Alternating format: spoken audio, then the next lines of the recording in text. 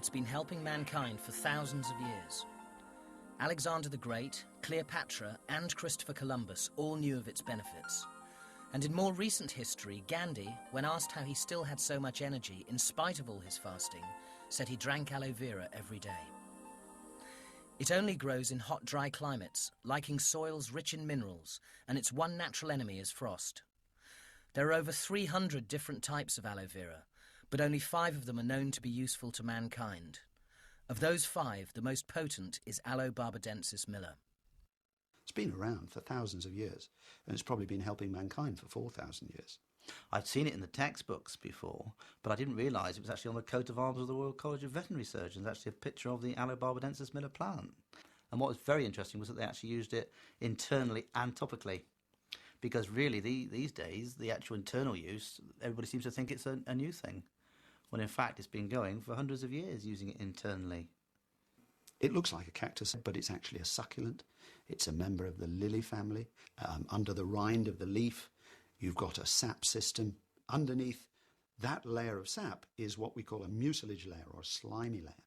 And in it is a very important sugar, a long-chain sugar, which we know affects our immune systems. And right in the middle is the inner core or gel, which is the water storage organ of the plant, but where it also keeps its vitamins and minerals. There are at least 75 vitamins, minerals. There are saponins, which are soapy substances. There are enzymes which help your digestion or are anti-inflammatory. There are 2 different groups of enzymes. You've got antimicrobial agents that will kill not only bacteria, but yeasts and fungi and viruses. The action of the whole is far greater than the individual actions of the groups of substances. They sort of enhance each other.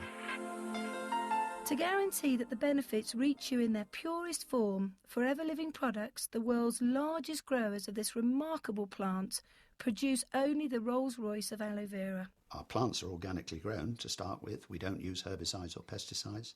Our aloe plants are harvested by hand, so only the most mature leaves are cut off the plant, and those leaves are transported very rapidly to the manufacturing plant. They're processed quickly in what's called a cold stabilization process, because a lot of these substances are sensitive substances, and if you boil them up, you'll destroy their effects. We have to add some stabilizers, but they're all from natural sources, and then obviously we put it in the bottle. But we do this without filtration and without concentration. It is important in any product to make sure that you have a decent amount of aloe vera, or it's obviously not going to work. Our main ingredient is stabilized aloe vera gel with da-da-da-da-da. You go into some shops and it's da-da-da-da-da with aloe vera, but a tiny amount. In fact, such a small amount as to make me cast doubt on its efficacy. After 2 years of research at Oxford University into the properties and uses of aloe, Dr. Peter Atherton is one of the world's acknowledged experts. The areas in which it works, I believe, are fundamentally only 2.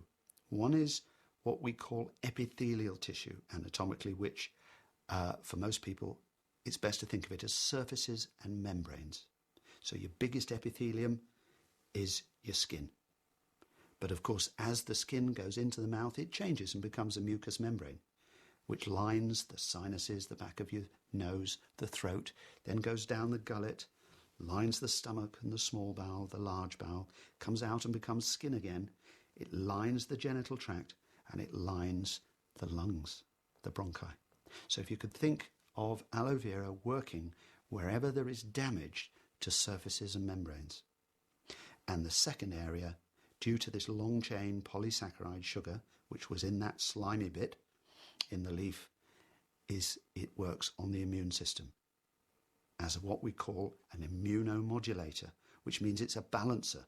In some circumstances, it seems to enhance the immune response, but in other circumstances where the immune response is already too much, it will slow it down.